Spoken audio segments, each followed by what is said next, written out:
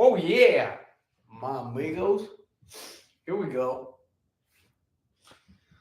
Here we go, my friends.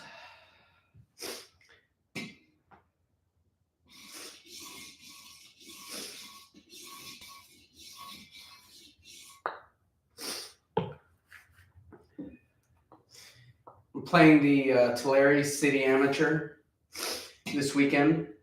Yesterday was the first day. Wasn't a great result, but I am in the middle of the pack, which is nice. Started off really bad. This is what I do in the mornings. I've been up since 4 o'clock in the morning, not practicing, just mentally preparing. And typically on weekends, on the tournament days, I have trouble sleeping because I'm so eager to compete. So what I'll do is practice for about an hour, hour and a half before the tournament. Do my preparation at home, and that way whenever I get to the course, I'm a little bit primed for competition. The competition is being held at Visalia Oaks. I think Valley Oaks is the golf course. And it takes about an hour to get out there. It's south of here where I live. Oops, it's a little bit too much. So I'll leave here like at 8 o'clock in the morning. Arrive about 9 o'clock out there.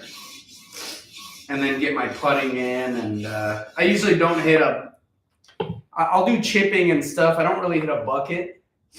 I don't really practice my swing because I don't really think it's necessary. The one thing I focus on is putting. I'll do long putts. A lot of long putts out at the course. Getting used to the reeds. Getting used to how the greens roll. Because their greens are different from Dragonflies where I typically play. Yesterday it cost me on the first hole. I four-jacked it. I hit 4 putts, and it just takes me a little bit of time to get used to the way the greens roll. They're really nice. They're rolling really fast out there. So I just want to show the process of getting up early, and this is what I typically do to get ready. I'll sit here and just drill this. This calms me down. Checks my alignment. Alignment is really important.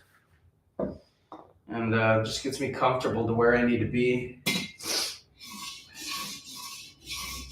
I also have a tournament next weekend. So there's going to be a lot of tournaments coming up in the following few months.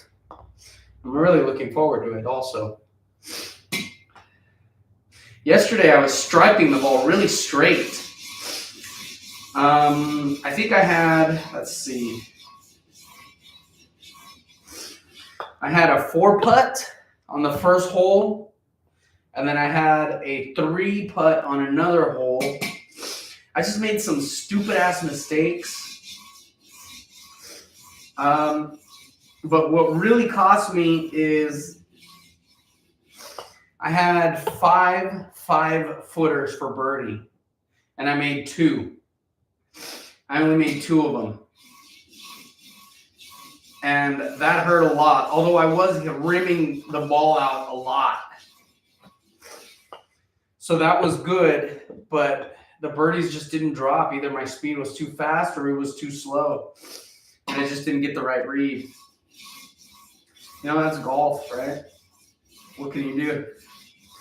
Aside from practice, it's not like I'm not putting in the time.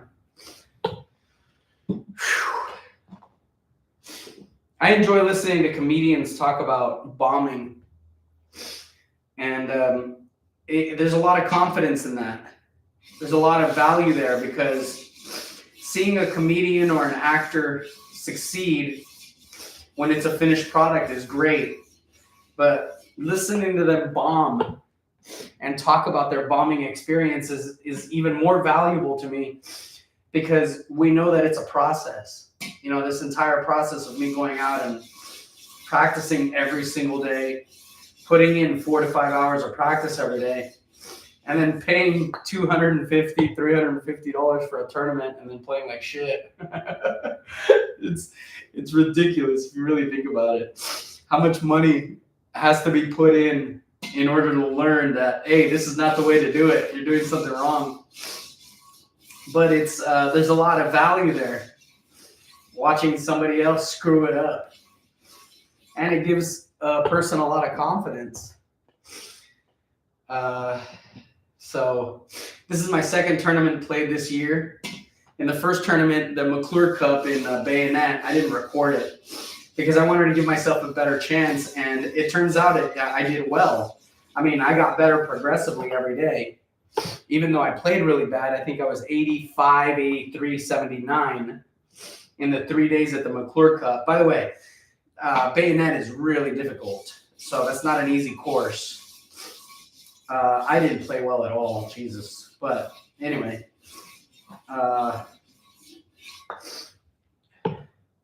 yeah, it's a long process, man. It's interesting how much money is required.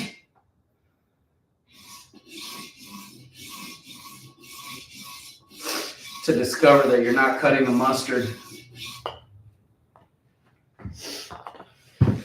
Okay. Whew. My allergies are going bonkers. Absolutely crazy.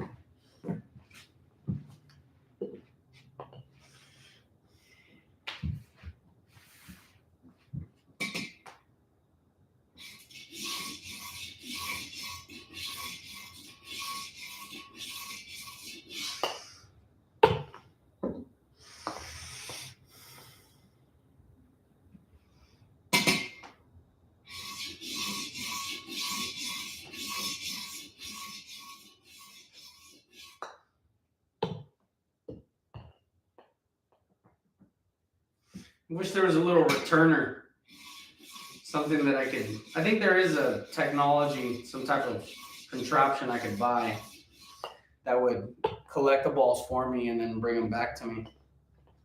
That would be ideal. I could save about 2.5 seconds, maybe 3 seconds right there, you know, having to gather the ball and put it in the right spot.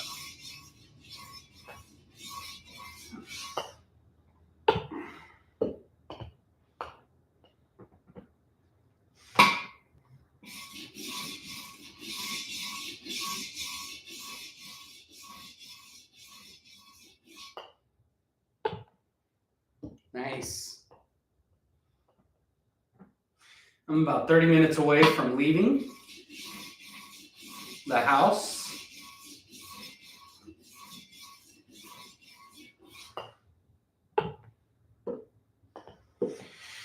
And then tonight I have a class, an improv class, improv comedy.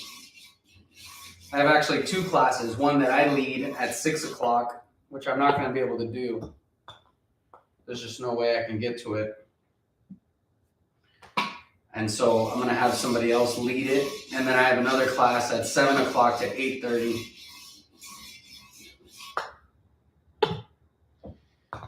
With a teacher from the Groundlings named Kevin Bernston.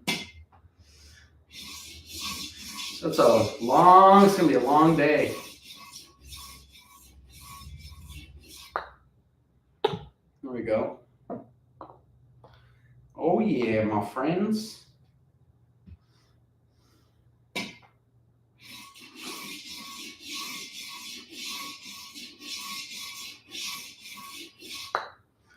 It's weird that this technique here does pay dividends later on.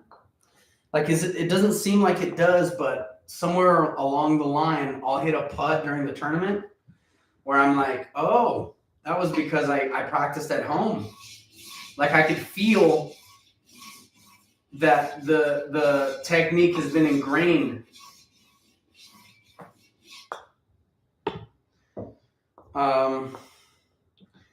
If I did it more often, I typically do this about 3 times a week. I should be doing it every day because it's a really great technique for, lining you up and keeping you true to your line. Not to mention discipline. The discipline's always really important.